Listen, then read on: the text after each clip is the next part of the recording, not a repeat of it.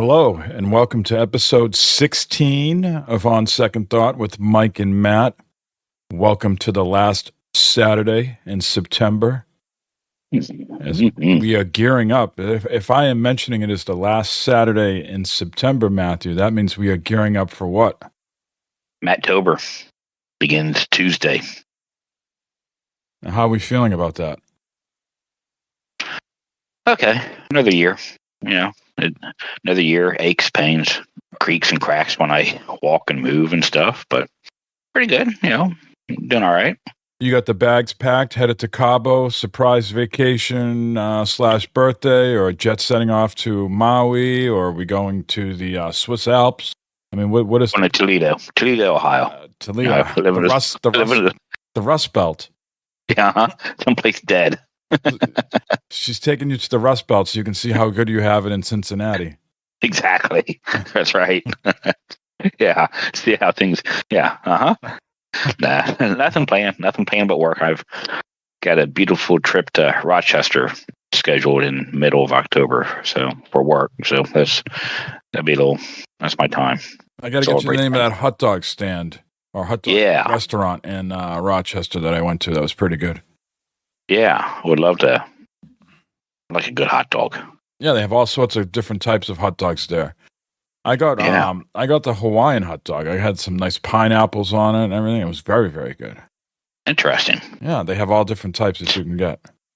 Huh. Okay. I have to try it. They even have veggie dogs. Even if you bring someone along with you that's vegetarian, there's options like that. You're good to go. Yeah, they if you're going to a hot dog place, you're not going to get the vegetarian choice. You got to have the hot dog. Yeah. Yeah. All right. You gotta go for that place in Ohio, that Tony Paco's. Try that place out. Yeah, what's Tony known for? You ever see Mash? Klinger from Mash always talked about Tony Paco's. It's a chili dog, hot dog place up there. Yeah. Okay. They don't call it chili; they call it hot dog sauce. It's pretty much the same thing. Mm-hmm. And you've been there, and you've I have not. I want to go there. How far away is it? Probably a few hours. It's on the other side of Ohio. I think it's in Akron, maybe. Akron, I'm not sure. Anyways, yeah, it's in Ohio somewhere. Have you been to all the major depots in Ohio? Have you been to like Cleveland and Akron and Toledo and Columbus and Dayton? Been to all of them fine places. Yep. Yeah. Yep. Up in Akron, there's a used to be, now it's the dorms, but it used to be a hotel. It's called the Quaker Inn. Quaker Oats. Okay. They had one of their facilities up there, and they had silos. Great big giant silos to hold all their oats and stuff in. Well, they turned those into a hotel many, many, many years ago, and your hotel rooms were round. They had round hotel rooms, which was pretty cool, pretty interesting. But now the hotel, it's Akron. Not many people go visit Akron. So the hotel went belly up, and they turned the hotel into dorm rooms for the University of Akron. Nice little fun fact there. So now the kids are in a round room. They're in a round room. Mm-hmm. Mm-hmm. While they're getting a well-rounded education. There you go, Mike. There you go. Yeah. Exactly. Yeah. Yeah, I've been to all the fine places in Ohio. Great. Do you have a favorite besides Cincinnati? There's no place like home, but you have a favorite you're like, wow, I really enjoyed that. I'd like to go back to that. If you're talking about the big cities, I would have to say Columbus. Columbus has a lot going on up there. Cleveland, yeah. Cleveland's okay. You been to the Rock and Roll Hall of Fame? I have not. Noah has. Mm-hmm. My sister has. I would like to go. What about the Football Hall of Fame? Up in Canton? Yeah. Yeah, no, I haven't been there. Yeah. I don't get around too much. You need to get one of those rounded rooms, so then you can just go round and round. There you go. I was conversing with someone at work the other day, and I was like, all the time I've lived in Massachusetts, I've never been to Nantucket or Martha's Vineyard. Now you got to get on a boat to get to those, I believe. I don't know if you can. I don't think you can just drive to those. You got to take some sort of ferry. So. Now Martha's Vineyard, that's pricey place, right? Isn't that where like all the politicians and uppity ups live? Yeah. Or am I thinking something? Yeah, Nantucket's same. I think Martha's Vineyard's a step up, but yeah. Uh-huh. Yeah. Now, you go there, Mike, and just kind of walk around as yourself there, or would you, maybe, dress it up a little bit or something, try and stand in, or are you gonna? I think the way society has changed now, Matt, I think I could just roll like I am. Uh-huh. Back in the day, maybe I'd have to get like one of those, those pink shorts and the light blue polo. Yeah, the salmon shorts and button up, popped collar. Mm-hmm. Mm-hmm. But here we are. You're going to be turning 51 on Tuesday. Yes, sir. How, besides the body and everything like that, how are we feeling about that? Is it the reason I bring this up? I was thinking of the woman who passed away from Harry Potter and what other show is she in? She's in a bunch of stuff. Downtown. What's it? Downton Abbey, and yeah. So she was 89, right? So as I think about that, that still seems like a very large number for me. And I think if we're honest, if both of us lived to 89, that's a hell of a run, and we'd be very fortunate. And that's probably in the low percentage, right? Mm-hmm. I think somewhere in the 70s is more realistic, right? I don't want to get somber here, but I think of family members and people like that, and people can at any time people can go, but I'd say a large percentage of people tend to go 70s, early 80s. That is not that far away, sir, when you cross the 50 mark and you're like, holy shit, that's like 20, 25 years, 28 years. Yeah. Does that change your perspective on anything? Is that as you hit 51, you're like, I'm on the back nine here? Pretty much. I mean, especially like at work. This past week at work, we do things every couple of months where the guy from our 401k comes in and talks about retirement. Are you saving enough? Blah blah, all this stuff. And you start kind of going to those and stuff, and it's like, okay, well, shit, retirement's going to be right around the corner here, probably. So start paying more attention to that, and like we just discussed, going to places like the Football Hall of Fame or Rock and Roll Hall of Fame, just places, just start doing some weekend trips, going places and that, because, yeah, you're right. I mean, it could be next week, it could be 10 years, 15 years, whatever, but it's the thought starts to get on you, like, okay, well, it's time to start thinking about the future instead of the past, and, what's going on and what to do, and, yeah, start planning for things. Yeah, that's when that's when it hits me. Like, you have a bad day at work, or a busy day at work, or a complicated day, whatever it is. Like, fuck, man, we're just a speck of dust in this whole thing. Like, it doesn't fucking matter at the end of the day. Like, I'm pushing papers from one side of the desk to the other, but there's only like, a finite number of days and months and years left that I'll be here. You want to do a good job, you want to provide for your family, but I wrestle with the whole, like, how do you spend the back half of your life now, Yeah, we've had these conversations before on the show and other places, about work and work-life balance and stuff, and I need to do better and stuff. I need to do better at that and everything, but yeah, it's... You haven't taken any vacation yet this year, have you? Just a couple days here and there, maybe? Yeah, no, I took Monday off for my colonoscopy. That was it. Yeah. Rummaging around day? Yeah, rummaging around day. That went well. You had a hell of a week. You had the colonoscopy, you're coming up on your birthday, and then sandwiched in the middle of there was the storm. How did we almost Noah's Ark yesterday? Yeah, man, I tell you what, it rained like hell yesterday. It was something. And then the winds kicked up. It was quite the day. Everything's calmed down now. We still got a bunch of leftover rain. It's supposed to rain some more today. A bunch of leaves and branches out in the yard. It's wild. It was wild yesterday. So you're gonna be able you're gonna have to wait till tomorrow to attack the branches and stuff. Or you're gonna do them in between the rain. Yeah, I think tomorrow's going to be the time to probably get to it before the Bengals game or something, because it's pretty wet and sloppy out there right now. See how much it rains today. Yeah, it rained pretty good here this week as well. We needed it. I slowly starting to see the grass turn the appropriate color green, but it's always a difficult time of year for me to mow the lawn because I keep my zero turn in the garage, and if the grass is just too wet, start to get that smell from the wet grass stays on the blade and everything. Yeah, you gotta try and get anything, clean that off.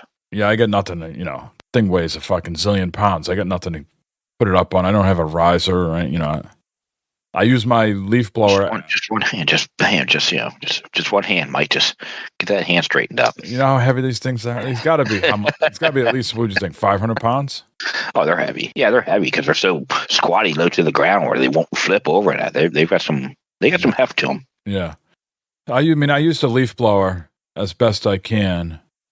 Yeah. When I use the brush mower, obviously I arc that thing back and I get underneath it and I scrape all the gunk out and throw all that away. But it is a time of year where I got to stay on top of the grass because if it gets too long, it gets too wet and then the smell creeps in. But I couldn't mow the lawn last week because they were doing the fertilization and overseeding and aeration. So I needed to give it an extra week in between all that. Yeah, our grass here this week will be greening right back up, and everything. We'll be mowing. I'll be mowing a lot of leaves up. That's for sure. You will not be going to a brewery, which would be our next conversation I want to touch upon here. I saw this article on Boston.com, Matt. I thought it was a good conversation. I'm sure you have strong opinions on it. I had a strong opinion on it, and I came back to somewhere else, I think, when I started to think about it. But the article on Boston.com said, do kids belong at breweries? And the article go on to talk about how this one brewery, say, hey, we welcome families. It's a big part of our business. But at the end of the day, our staff is not babysitters. If you're going to bring kids here, you got to be parents and police them. It's not a place to run around, et cetera, et cetera, et cetera. So we'll kick that off as before we get into the gaming talk here, just a little conversation. Matt, what is your feeling on kids at breweries? I agree 100% with what they're going with. A lot of these breweries, these families are coming in and they are treating the brewery, especially the more open breweries, as a playroom for their children, for their kids, and even dogs. I think that this whole dog culture is getting a little bit out of hand also, with people bringing their dogs everywhere. But yeah, kids running around, screaming, yelling, throwing things, just getting in the way of everybody. And the parents are just sitting there drinking their beers, not doing anything about it.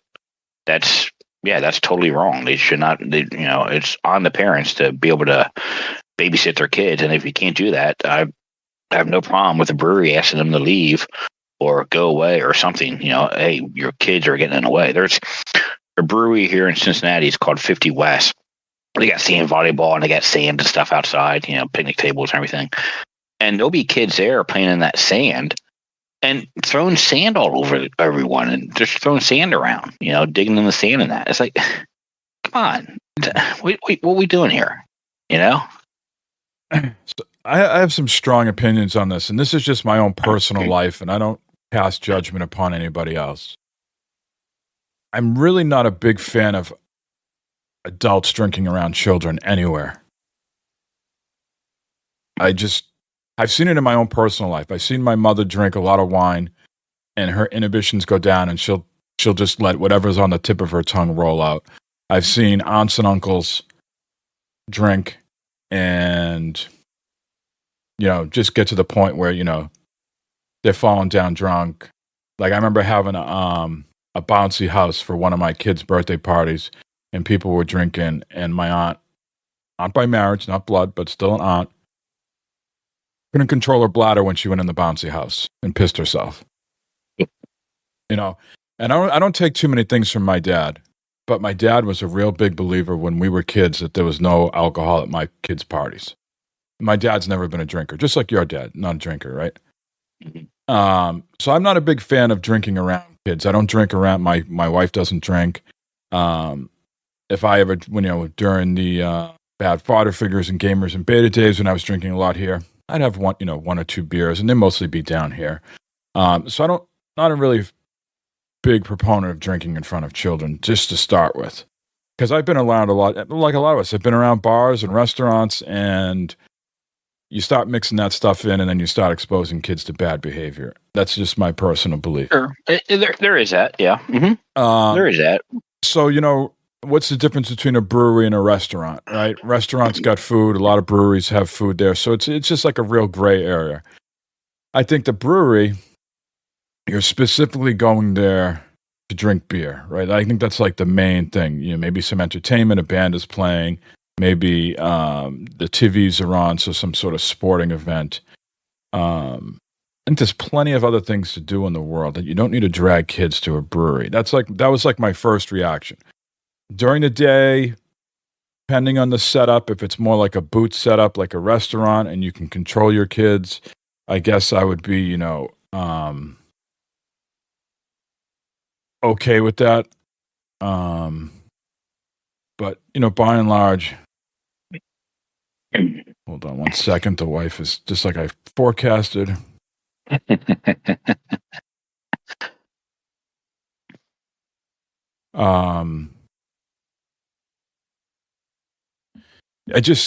To me, it doesn't feel like the appropriate venue. I mean, a lot of it's the parenting. If the parents could control their kids, but why does a parent need to be there with kids that are going to be running around? Why is that the place? Why are you so selfish as a parent that's where you need to go to entertain you and your kids? Like, why can't you go to a park and, do that later? I don't get the. Well, and it's not fair to the parents that are there to get a drink without their kids. They're taking a break from their kids or from their family, going out by themselves to get a couple of drinks, to get away from all that. And it's not fair to them that you're bringing your kids in, you're letting your kids run around and yell and scream and carry on without any supervision. It's not fair to them either. Yeah. It is. The breweries, I think, rely on the family atmosphere, and that's what they're trying to cater towards. So, careful what you ask for there. I think, you got to put the emphasis. You got to be, as a brewery, you probably got to draw that line and be like, hey, there's a fine line between a daycare center and a drinking establishment. I think, there should be very clear lines about the time of day. I think that article stated that, 7 p.m. and on, no kids are allowed, right? It starts to get more adult at that point. But yeah, I mean, I think that's just my feeling. Like,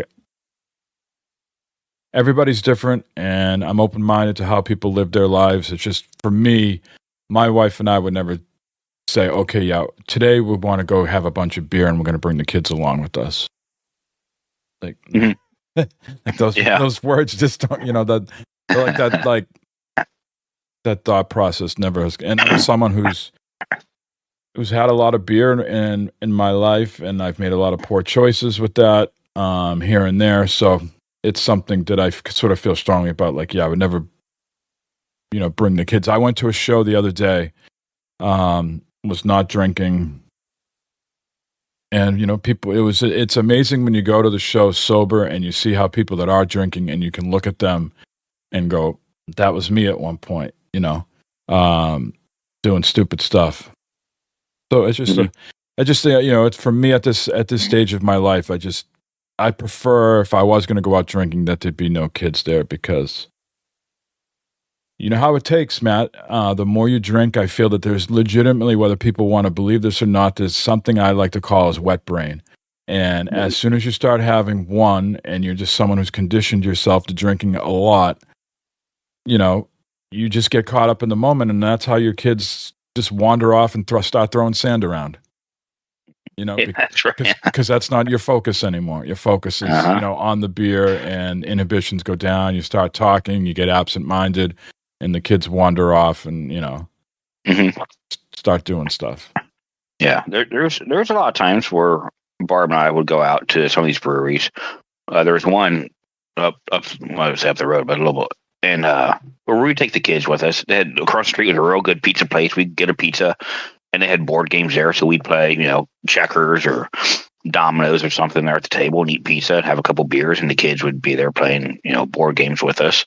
It was like a family night out type of thing. There was that, and then, like you said, I'd have 5-10 beers, and next thing you know, I'm on top of the tables and stuff, and kids are, Daddy's a drunk again. That never happened. Yeah. None of that ever happened. But no, we go and have a good time. I think it's the atmosphere of the brewery too can affect that. If it's a big, loud, noisy brewery, I think that has an effect on that. If it's more, closed in, confined, that could change things. There's a lot of variables there. Yeah, for sure. Chaos and bad behavior can be anywhere. It doesn't necessarily need to be fueled by beer. But you look more often than not, what is the common denominator? I mean, there's so many fights that go on now at NFL games. It seems like on a weekly basis, they're being uploaded to YouTube. But what is the common trait? Two teams that fan bases that don't like each other, and then alcohol gets mixed in, right? You see these people fighting, and it's just sloppy, drunk fighting, Yeah.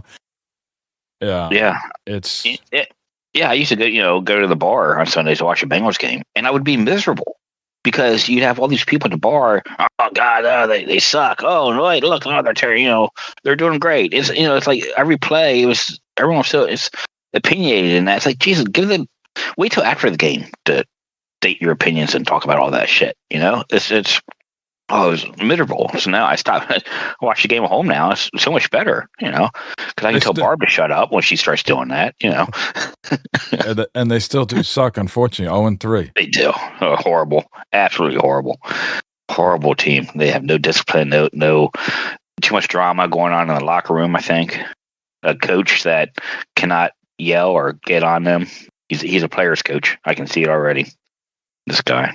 But yeah, I mean, if you told the team before the season that your first 3 games are against the Patriots, Commanders, and who was it, the Chiefs? The Chiefs. You mean you'd say 2-1? 2-1. Take my money, 2-1. Yeah. Here you are, 0-3. 0-3, and good chance we can go 0-4. Yeah, because who you playing? You're playing Carolina and the Andy Carolina. Dalton, the Red Rifle. Andy Dalton, yeah, the Red Rifle is coming back. I might have to wear my Andy Dalton jersey tomorrow. He lit it up against the Raiders the other day. Yeah, he did. And I'm sure he's itching to light it up against the Bengals.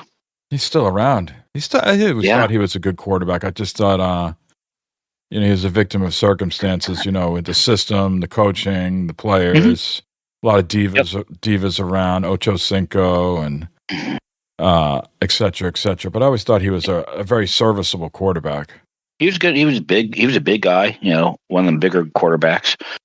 He was great. He was a good quarterback. Yeah, I think he got bankalized, and Marvin Lewis and all of them just kind of, all right, here we are. Here we are. Well, that sums up our adulthood conversations between the weather, Matt turning 51, and breweries. If you have strong opinions about what should or shouldn't be allowed at breweries, please let us know. I fully admit my stance is maybe on the little bit more radical side, but does that really shock anybody? I don't think so. Well, now we can segue into the less adult stuff and get into the video gameage, Matt. We know, of course, what you've been playing with the Fallout 76. Not much new to talk about in that realm, except caravans are here. I think we both feel they're kind of underwhelming. But I think dogs and cats are coming to save the day. Pretty soon, we're going to be able to have pets in our camps, and Matt can mimic his own life as he's quite the pet lover. How many cats? How many cats are we going to have at your camp? I'm going to have a cat for each place in my camp. I'm going to, at least five cats. Litter boxes all over the place. I have not dug into this too much. I'm not sure if you have, but is it just like they're just there, like roaming around, like when you go into some of these buildings, and that's the extent of it? Or can you interact with them? Is there a litter box? Like, can you all of a sudden create cat jungle gyms and pet accessories? Is this whole line coming? Yeah, it's going to give you some type of buff. Like if you pet a dog or pet a cat for a few seconds, you get some type of buff. Or Are you making that up, or you read that? No, I'm wondering. There's got to be a purpose for it, right? Instead of just having a cat walk around or a dog or whatever.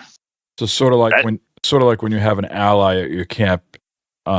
As much as I tried not to get Beckett to be like a love interest companion, he's like, you can't really get around those conversations. Yeah. And so now every time I had to send him away, but every time he was at the camp, you get the buff for lovers, and you're in lover's embrace. Interesting. So you think, you go to sleep and the dog will curl up in the bed, or the cat, and you get some sort of buff from that. Yeah, maybe an extra rested buff or something like that. I don't know. But yeah, are you going to feed these things? Give them treats and stuff. Is it going to be more work than what's the return for it? I guess you think they're going to see them in our hot tubs. Oh God, yeah. So can you imagine sitting in the hot tub and that a dead cat or something just floating around in their thing? Like it's well, one of their logs just goes by like it's in the flume. Yeah. Yeah. Well, to get back to the caravans real quick, to me they definitely were more exciting when we had that group last week, and you could just have a whole bunch of people. And you could do a whole bunch back to back. That, like we said, that seemed like an exploit when we talked about it last night, because we certainly tried it last night, just me and you. And I don't know what happened to my caravan. It just disappeared off the map while we were trying to complete yours. And then yours, you spent some big bucks on yours last night, and then unfortunately Todd Howard pulled the plug on your game. Yep. And it crashed, and you came back. And I don't know what happened there. I don't know if I killed I don't know if you can kill the what are those things called? The Brahm? The Brahmin? Yeah. I don't know if you can kill the Brahmin, but the Kingslayer Myrlocks were attacking your Brahmin, and I went after them with my electric chainsaw. And I don't know if they did quick. I think they did quick damage to them. I don't think I can go up to them and just kill them. Yeah. You would see a lot more dead Brahmin, because none of us are super accurate shooters, and we're playing Todd Howard inspired guns here, where they don't have the most accurate shooting. I'm sure one of us would have taken out a Brahmin by now.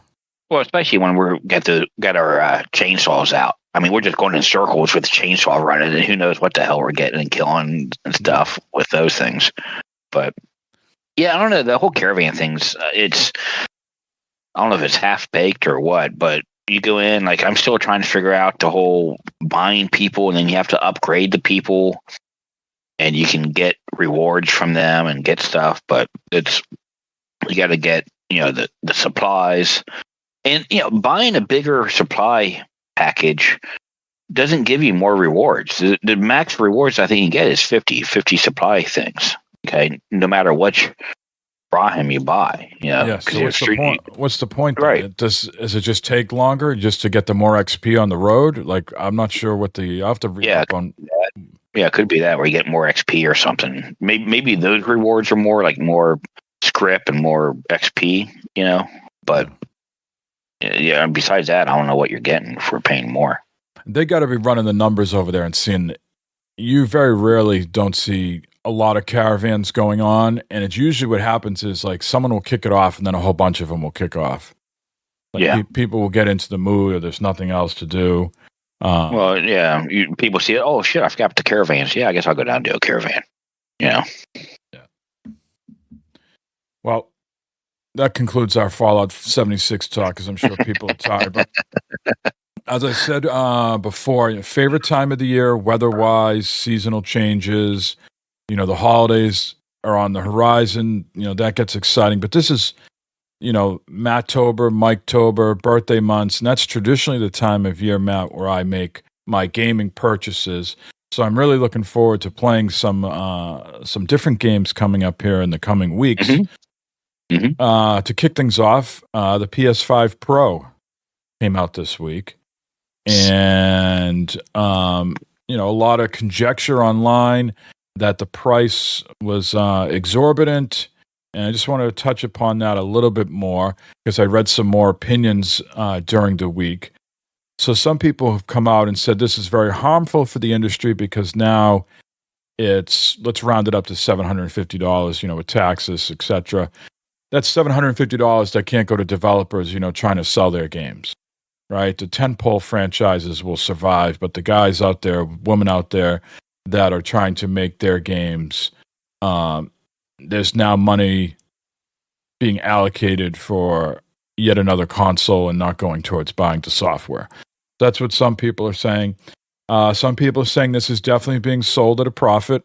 One deciding factor on that is that the Japanese yen is not doing well at all compared to the US dollar.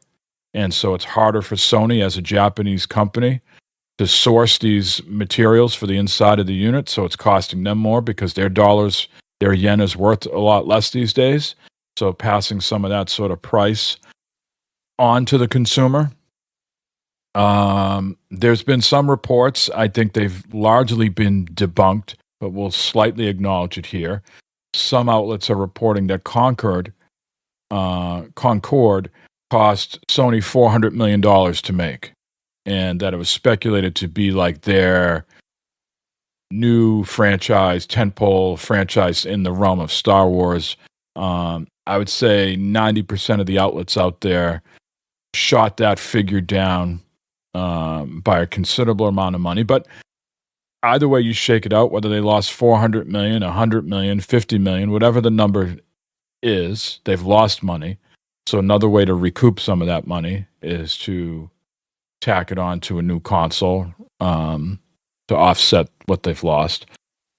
And then, people are saying, that there's definitely these think tanks going on. Is this the accurate price point for consoles going forward? Like the phone companies no longer subsidizing the phones. They've, for a while they were doing that. And then the phone company said, no, these are devices that people keep in their pocket all the time and use all the time. Why do we need to subsidize it? People will pay $1,000, $1,500 for this device, right? And so the console makers look at the amount of time people play, Roblox and Fortnite and Minecraft, Fallout 76 and GTA Online. Why do we need to subsidize? These people are invested and they're not going to live without these devices. They're not just coming in to play a casual campaign, put it down for a couple months and come back later when the next hotness. There's people putting hours upon hours into these machines. Why do we have to subsidize them anymore? So, long story short, I think last week we touched upon, are they selling this thing at a profit? Are they selling this thing at a loss? And by and large, everybody's agreeing that it is being sold for a profit. What that profit is, I think, remains to be seen. Will we get those numbers?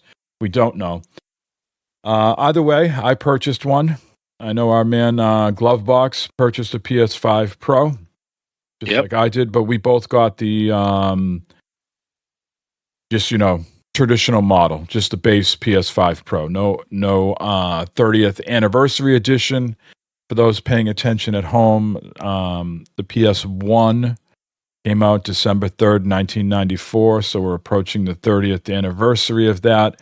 And so they decided to come out with a 30th anniversary themed edition for all the PS5 accessories, as well as the PS5 Pro and the PS5 Slim. Now, the PS5 Pro bundle, they only made 12,300 of those, and I don't know what the amount they made for all the accessories. I don't know. So you can't even get like just the 30th anniversary controller? They only made so many of those too? I'm going to say yes and no. That yes, you can't get that right now because the hotness. I do not believe those are limited in small runs. I think the only thing that is limited to 12,300 is the PS5 Pro bundle, which I think is you're going to get it like sort of like a baseball card that you would get with the special foil that would tell you, like 1 out of 1,000. This is going to tell you your number out of 12,300. Gotcha. I think the other accessories are sold out for the time being because everybody got caught up in. But they're going to make more of those. Exactly. How much they are still limited, but I'm not sure how limited. I think they will make some more. I don't think they just one and done. I don't think your chance to buy these has gone by the wayside. But I don't think at the same sense they've been mass produced like the white one. So I want to hear from you, Matt. My stance on this, I'd say a lot of limited editions, but we're specifically talking the PS5 Pro here. I was not around for the PS1 era. As I said on many podcasts, during that time in the 90s, I was focused solely on my band, learning my craft, getting my band recording, playing shows. I was out of gaming. I was a year removed from graduating high school. I graduated in 93, so this was 1994. Gaming was not something I was doing in 94. I had other interests. So when the bundle got announced and the colors were shown, I was like, yeah, that's kind of cool, retro, but it didn't pull at my nostalgia, strings here. So I was not all caught up in the moment and like, I got to have this. Mm-hmm. Where were you in 94? Were you gaming in 94? Was the PS1 something you were playing? I had a PS1. Bart bought me one for my birthday one year. So yeah, I had one of those. Played lots and lots of Madden football on that, and Final Fantasy 7 or whatever Final Fantasy was out at that time. I don't know. It was like 4 disc. Came on 4 disc, and played that. And then lots of Madden football. I played with that game. It was good. Yeah, I had a lot of fun with that. My jumping in point was the PS2. More towards the end of the PS2 life cycle, and then it died on me. I was very upset about that. And then it was in the era where something died on you, I just threw it away. Actually, I didn't throw it away. I actually traded it in, and can't remember if they knew it wasn't working or what, but I traded it in. Nice. So, I would be more apt. Like my jumping in point for a lot of gaming, obviously in the early days, I was on Atari and NES and PC gaming, late 70s, early 80s. That's what I was. Those are my gaming memories. But when I got back into gaming, sort of when I was on a brief hiatus from like music and getting more into, relationship with my wife, and we were just doing some gaming, Xbox, the OG Xbox was my sort of launch point for the second half of my gaming. So, if they came out with like an OG Xbox retro thing, that would pull at my nostalgia heartstrings a little bit more than the PS1. But even said that, like you said to me many times over the last week, it's just a paint job, Mike, right? There's nothing new to this, right? It's just a different color. Yeah. And that's all it is. But they're not marking up the prices because of the color. However, it's like the old GameStop trick, right? Like you remember when these consoles come out and you try to buy it at GameStop, but you're paying exorbitantly more because they're only selling it in a bundle. Yeah. That's the same thing here with the PS5 Pro in the limited edition. You can only buy it in the bundle. You can't just get the PS5 Pro 30th anniversary standalone. You had to buy all the other crap with it. And that came to $1,000. That whole bundle came to $1,000. So the day of the sales, I knew what I wanted. I was laser focused. I had to work, working and doing this at the same time. So I just waited in the queue for about an hour.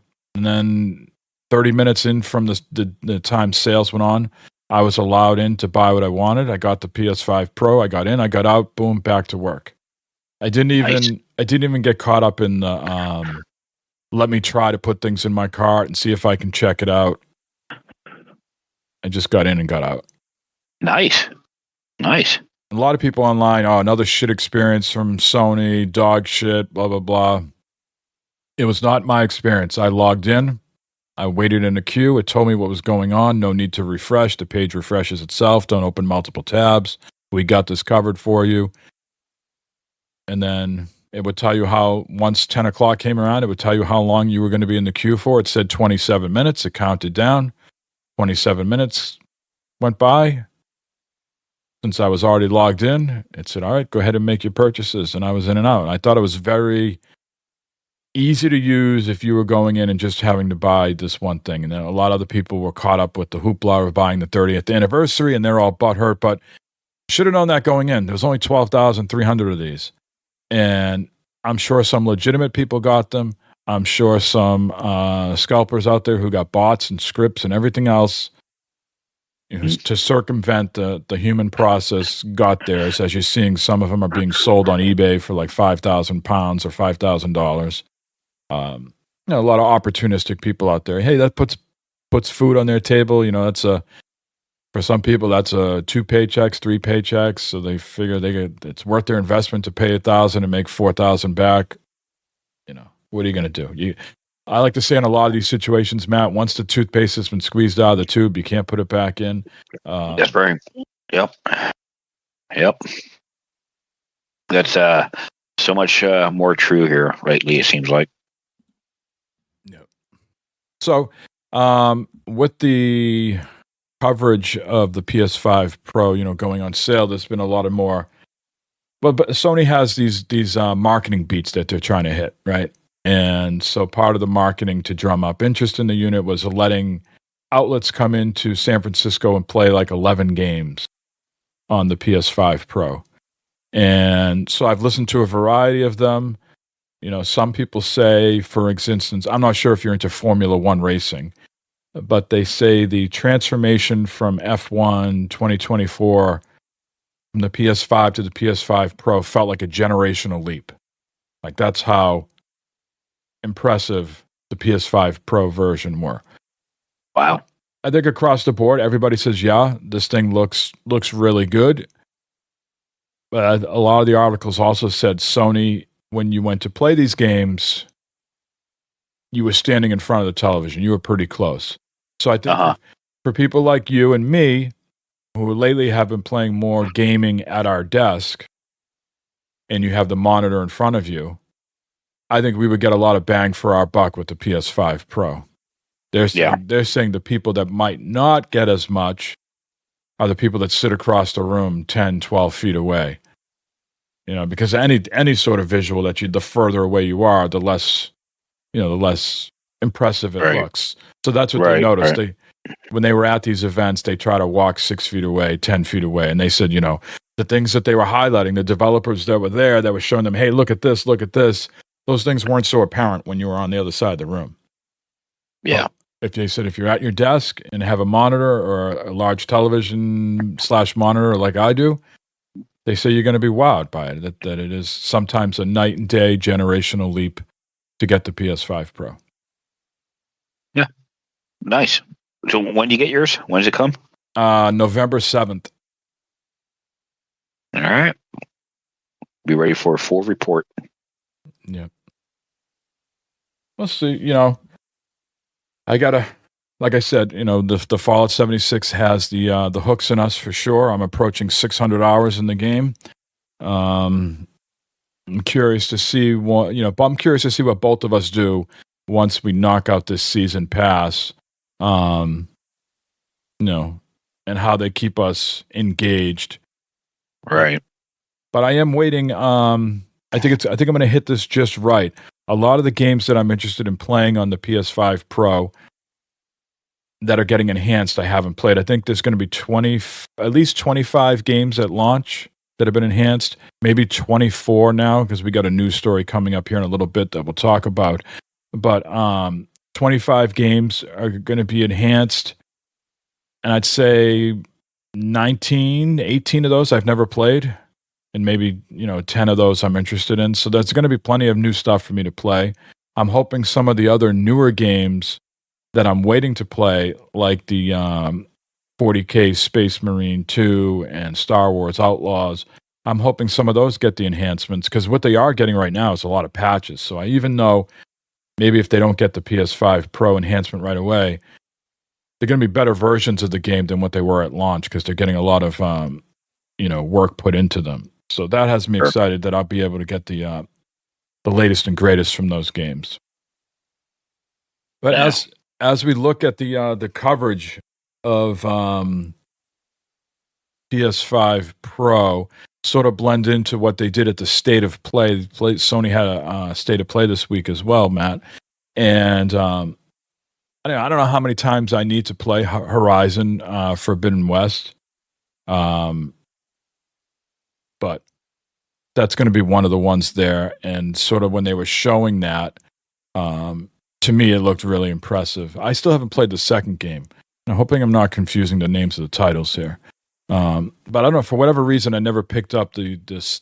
I have the second game, but I've never played it. So both of those are on my sort of agenda of things to play. Yeah, Horizon Forbidden West is the second title. That's going to be enhanced, as well as Horizon Zero Dawn, which is the first one. And Horizon Zero Dawn Remastered is what was announced during the State of Play this week.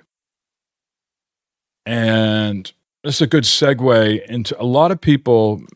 I don't know who these people are, Matt. Maybe you can help me out. Maybe you have a better handle on who these people are.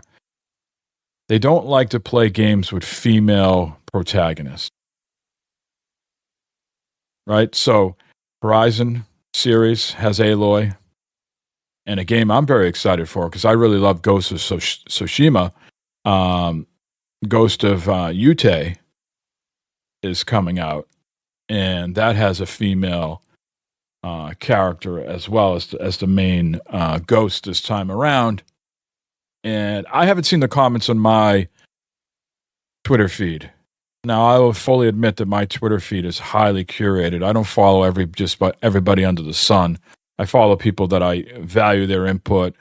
But the only sort of stuff that creeps in like that is when the news outlets start to report people are getting upset. But who are these people, Matt, that are upset that they have to play as a female character? Because before you jump in, a lot of dudes, when they get the choice, are playing as female characters in games. Yeah. So who are these? So is this the vocal minority speaking out about like they get? Yeah. No one hugged them as a kid. Like what's going on here? Who are these people? Yeah. It's definitely people that I don't know what their issue is because, like you said, most back in the World of Warcraft days, there was many dudes that would play as females, on the game, and I don't know what the deal is, why people get so bent out of shape with a female lead character. Even in movies, TV shows and movies and stuff, these same people get upset about that. And with these games, I don't know who these people are, but it's a loud minority, I would think.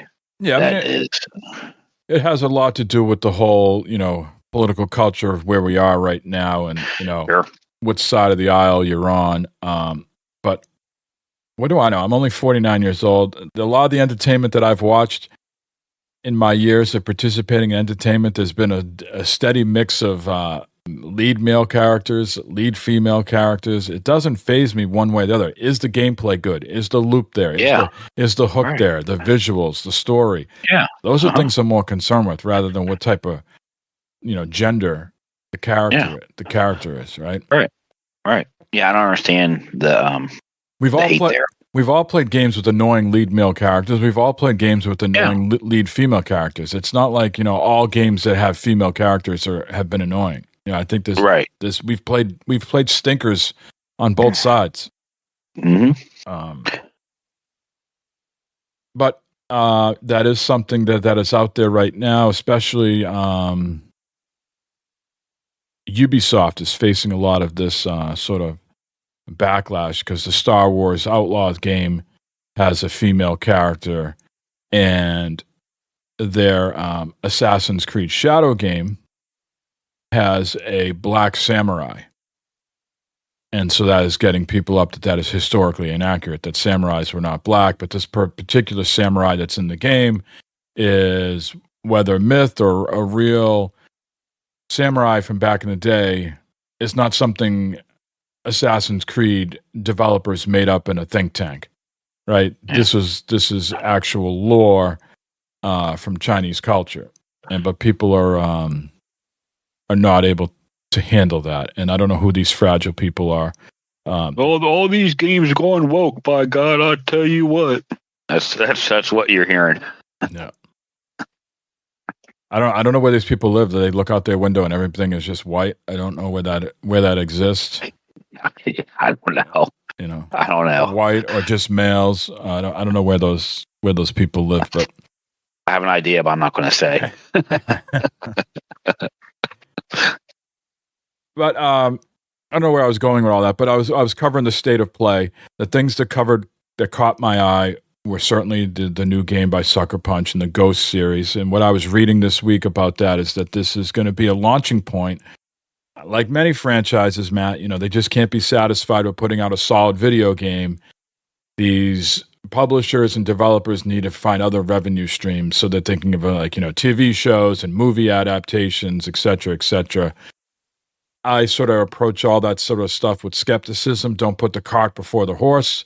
Make a solid video game that you can then build off of. Certainly, Ghost of Tsushima is one of my all-time favorite games. So I think they've done that. Play that. I think they've done that already. So we'll see if they can follow it up here with Ghost of Ute. Other things that caught my eye in the presentation, certainly here, like I said, Horizon Zero Dawn Remastered looked excellent on the PS5 Pro. The Astrobot game I want to get to. I hear that's sensational, game of the year type stuff. So there's going to be some new free content added to that. But I was spending some time, Matt. Everybody was raving and said this is a potential game that could be a game of the year. And it is the Dragon Age, the Veilguard. I'm not sure if you've seen any video on this. Something is throwing me off, and I know they have dwarfs in the game, right? I know that for a fact and all that. But that aside, it seems like everything else is... The character models don't look proportioned. They don't look... I don't know what they look sort of... small, and I'm not, like I said, I know there's a dwarf in the game, so I know the dwarf is going to be smaller than everybody else, but it didn't feel like the other characters were larger than the dwarf by a whole lot. There's something about the art style that's throwing me for a loop, but everybody that's played the game in previews said don't sleep on this one, that this could be a potential game of the year contender. So I'm keeping an eye on that one. I've never played any of the Dragon Age games, so I might be inclined to check it out because it's getting some lofty praise, but I'm having a hard time getting by some of the character models with the...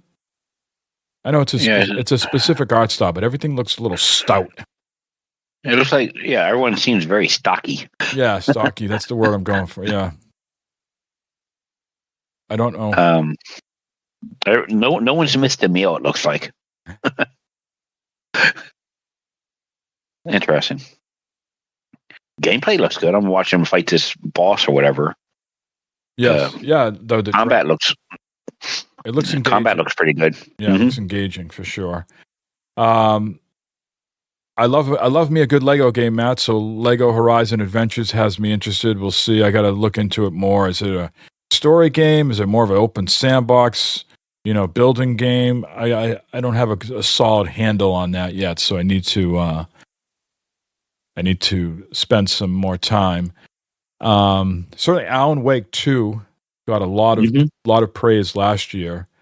I have it. I'm looking forward to playing it on the PS5 Pro. And Alan Wake 2, The Lake House, their expansion is coming out next month. So that'll be something I'm excited for. And then the other games that they announced, some of them did do nothing for me. A lot of JRPGs. That really is not my cup of tea, so I probably won't be interested in that. But there's some other stuff that looks like some new IPs. Hell Is Us. That looks interesting. Arcade Chronicles. So we'll see what I dabble into as I. I would like to. I'm sorry, Mike. Go ahead. No, go ahead. What I like to see some return of some game. SOCOM. A new SOCOM game, Infamous, Killzone. Yeah, there's been a lot of talk on some podcasts I've been listening to about Killzone. Like, why won't Sony? What is Sony's aversion to FPS games? Why don't they have their own FPS? Why won't they bring back Killzone? And I guess, Horizon is the future for Guerrilla Games, right? Yeah. And but I say, hey, you're Sony, you're big enough. I know you can't go back and correct the wrongs you just did, but if you could throw that supposedly amount of money at Concord, why wouldn't you throw that money on a safer bet like Killzone, or at least bring those things back so they work on the PS5 Pro? Like, start there, see where the interest is at. Resistance. I know Insomniac's busy with the new Wolverine game.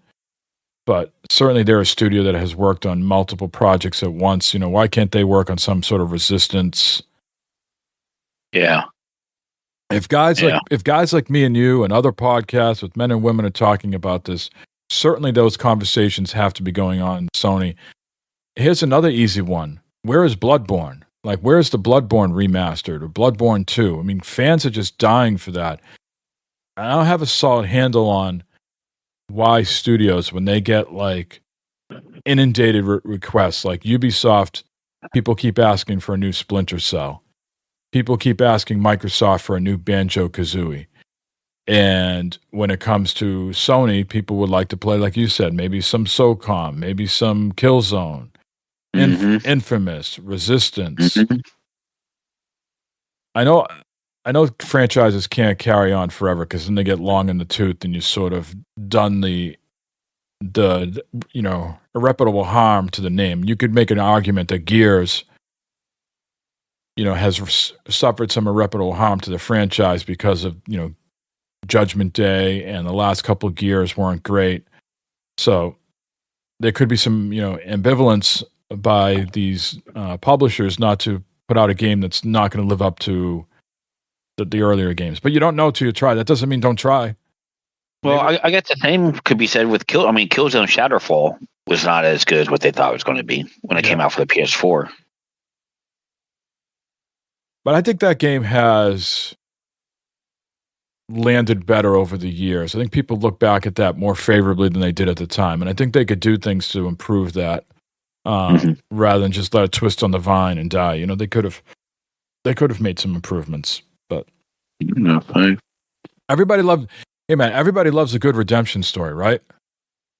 Yeah. I mean, what would have Sony came out and said, hey, you know what? That game didn't live up to our hype. We've been, quietly working on something that's going to meet your expectations over the last 6, 7, 8 years, and boom, here it is.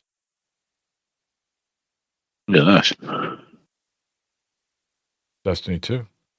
Yeah, and then look at this old dude. Those both will probably get you about $150, maybe if you trade them in. Sure, if I had the thing, I would order the. Just buy them. Probably in the Vita. Probably in the Vita. The disc for Destiny 2's in here. Send it to that girl. Here. Who's got you? Yeah. I'd like to get some of those MotorStorm games back too. I mentioned that a couple episodes ago, but I really like those MotorStorm. I thought they had good graphics, good weather elements, dirt kicking up on your screen, drive fast as hell in those games. Sony's got sitting on so many franchises that I think, they got bought. The Gran Turismo games are always good. Oh, they showed the Gran Turismo 7 in the PS5 Pro update. I don't, cars do nothing for me like that. Sim games, do nothing. I want to play more of the arcadey where you can, as Matt says, rip it up. I'm in the van. I'm in the back of the van. Burn it up. Yeah. As Sony's just sitting on a lot of franchises, and I think, like many companies, they've been chasing that live as, games as a service type model. Uh-huh. And I'd love to see them, take a back seat to that and get some of these other franchises, give them a nice rebirth, a nice. You don't have to come out and make like fucking $800 million game. I think if you came out with a nice 15 to 25 hour Killzone game with modern with a multiplayer with some modern amenities to it. Yeah, I think it'd do very well. All right. Moving on, last couple news items here. Starfield Shattered Space launches on Monday, the 30th. It's the first expansion for Starfield. And we're both, neck deep, eyeballs deep in Bethesda games right now. So this might seem like a logical, jumping in point to get back into Shattered Space.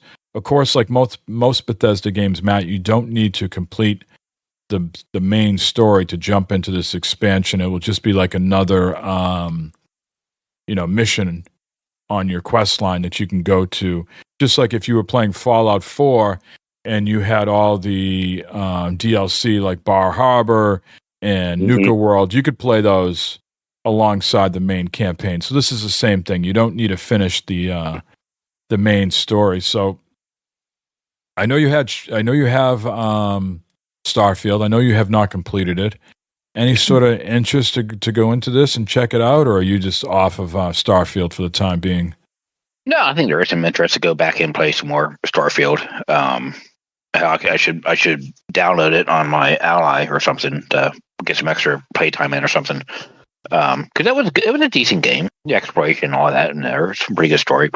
But the thing that got me off of Starfield was a couple of the bugs that I couldn't complete some quest, or the quest was it would show up, but I couldn't do anything with it. So I was like, okay, well, this kind of sucks. So maybe go back and see if some of that stuff's been fixed, without having to start over a new game, a new playthrough. But it's a decent game. It's a good game.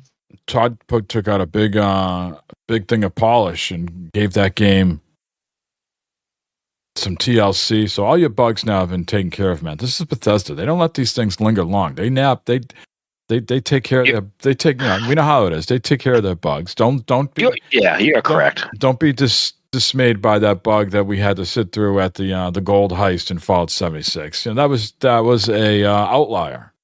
Yes, yeah, that was a feature. That wasn't a bug. That was a feature so we could do it over and over again, and XP mining. XP mining, yeah, that's what it was.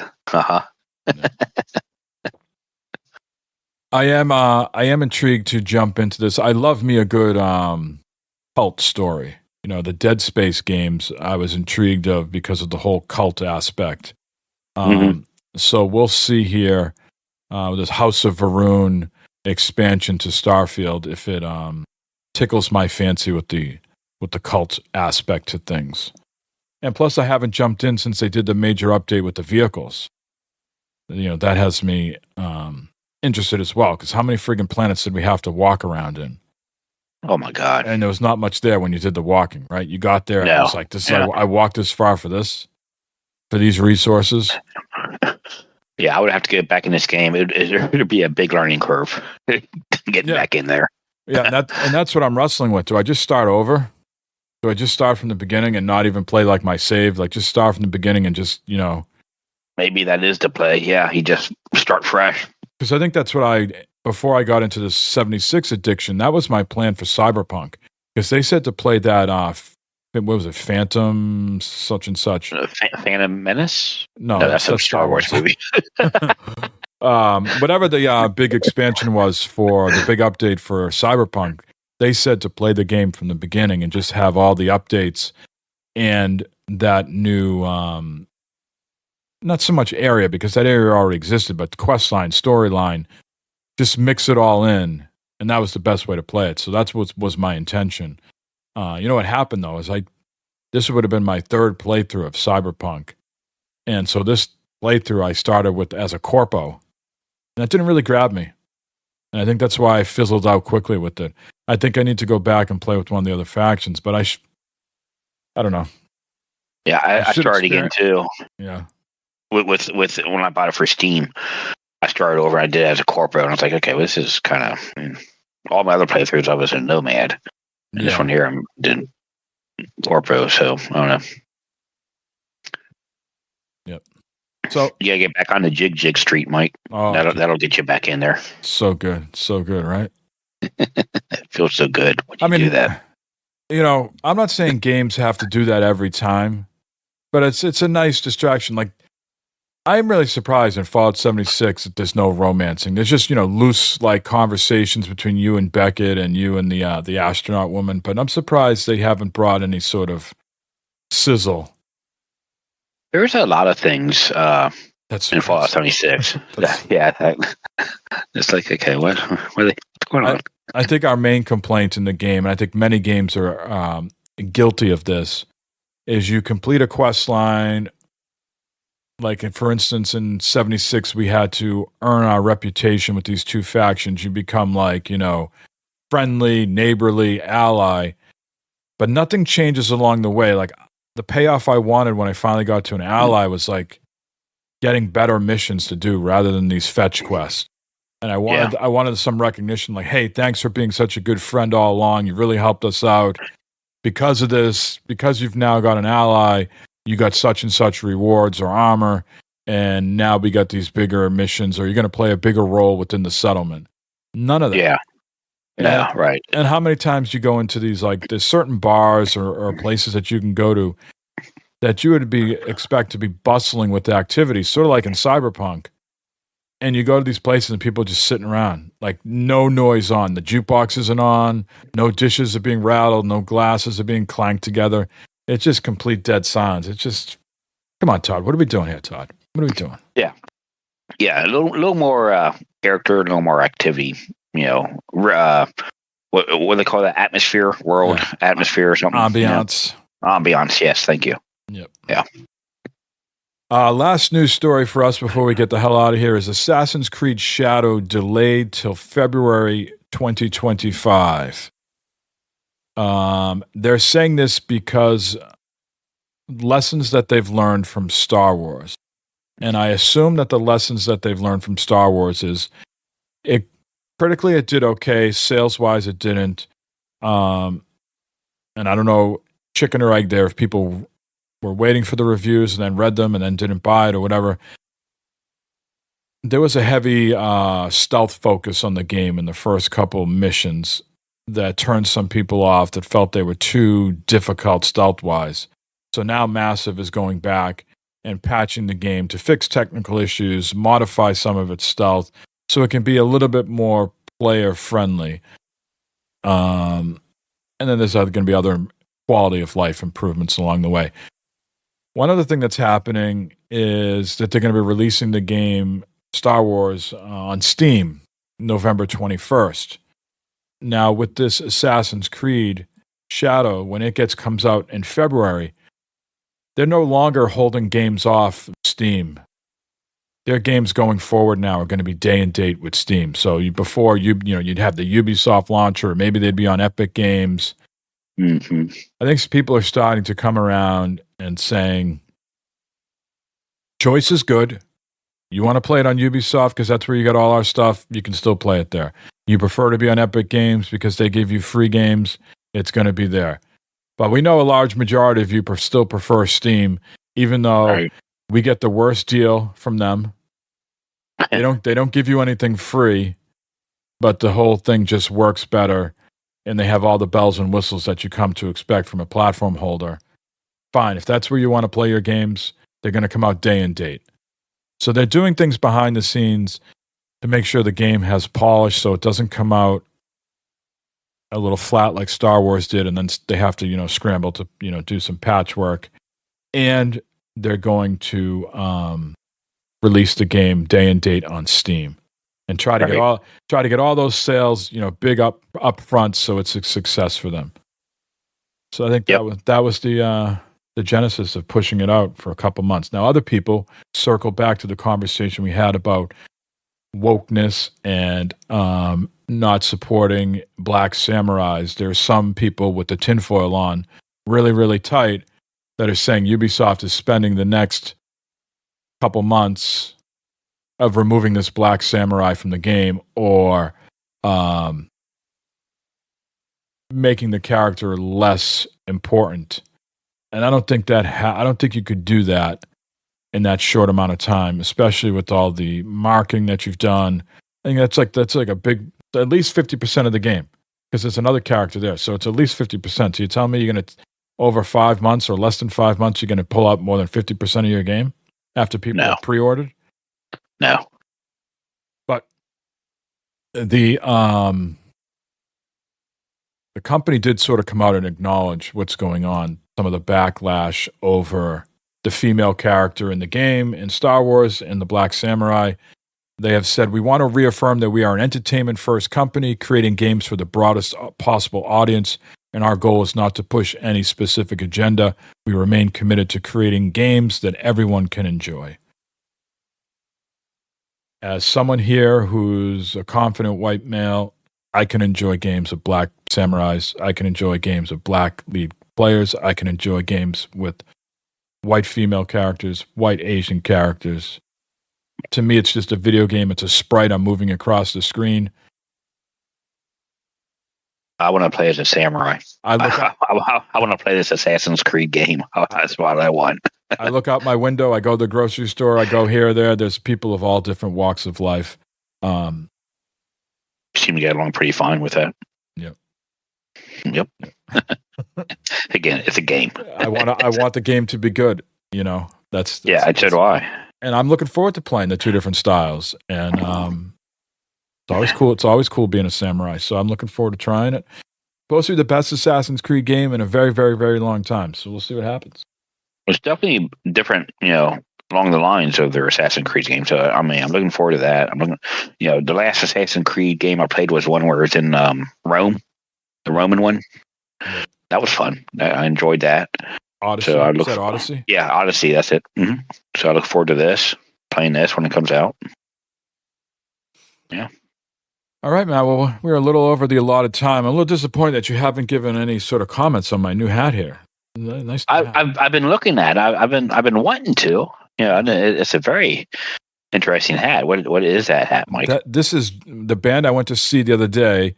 As I am becoming a more well-rounded person. We talked a lot about rounding things today. Round things. I'm becoming even though the body is not as well-rounded anymore.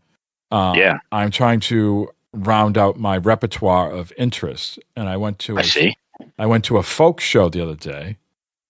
This artist named Joe Pug, which I highly recommend people check out. It's not like kumbaya folk that you hear the word folk and you think of Bob Dylan, hippies. Yeah, I really like his music. His name is Joe Pug. Check him out on Spotify or wherever you get your music. And so this is a hat. This is Joe. This is his little logo. I got this. Had a nice conversation with him after the show. Tossed him a few bucks. Bought the hat, and went on with my day. That's a nice hat. Now, personally, I'm not a fan of the straight bill type hats. This is the only one I've. This is the only one I've had in my whole life. But I like the color scheme of it. I'm not a fan of like the flat bill and the back is the mesh. So those are two strikes against it. But I sort of like this with nice. It's a nice hat. No, it's pretty cool. And I am debating tomorrow. So before we leave tomorrow, we'll have an update on this in 2 weeks to leave people with. Tomorrow, cliffhanger. I was in the middle of the week. I was approached by people at Red Sox. That's right. I'm going to the Red Sox game tomorrow with my boys. It's the last game of the year. It's Celtics Appreciation Day, and then there's also a send off for the radio announcer who's been the voice of the Red Sox for 42 years. I was contacted by people, the sales team. They saw that I got seats. I guess my wife got good seats. I don't know where we're sitting. And saying, hey, you're interested in season tickets for next year. And this person wanted to meet with me. She said I could get in before the game. I could watch batting practice before the gates open. And she would show me around to some of the seats that are available for next year. So, of course, I've already told Matt, I'm going to say to her, well, it depends on the off-season moves you make. If you're staying pat, I probably won't be so inclined. You haven't made the playoffs the last, 4 our last 5 years. Something's got to give here. So next we'll have to report back on the next episode, if I remember, how the sales pitch went, how I deflected it, how the seats looked. Looking forward to it. But tomorrow I'm debating whether I wear my nice new Joe Pug hat or if I, when in Rome, I have to wear my Red Sox hat. I'd be wearing the Red Sox hat. I know. I'd be wearing the Red Sox hat. Yeah. Same color scheme though. Same color scheme. Yeah. No, I'd have the Red Sox hat. If it was me, like the Reds did that to me, I would be all my Reds gear. Oh yeah, my Reds Hawaiian shirt, my Reds hat, red shorts, my Red Sox shoes. gear. My Red Sox gear begins and ends with my hat. Oh man, you got at least get a T-shirt, Mike. We've had these conversations before, Matt. Once you win, I mean, before they won, I had all that. I had the jerseys, I had the T-shirts, and then once they start winning, you don't buy as much. I don't know what that is. The human heart sometimes loves the pain and agony during the process. The process is sometimes better than the payoff. Possibly. possibly. Yeah, make sure tomorrow when you say, hey, well, can I speak to the general manager? I want before I make this commit, I want to speak to the general manager and what his ideas are for next year. Yeah, can we bring Craig down? Can we bring Breslow down here? I got some ideas. I think we can do. Yeah, see how that worked out for you. Yeah. All right. Any other parting words before we leave here, Matt? Nope, not this time. It's a dreary Saturday. Good gaming day. Because you know why? It's almost Mattober and cozy time and sausage season and cozy time.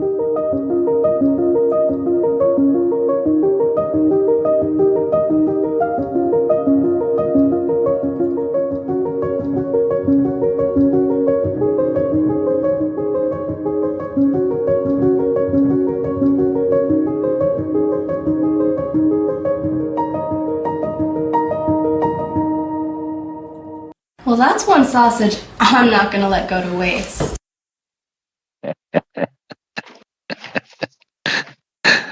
What Barb said when I made sausages the other week.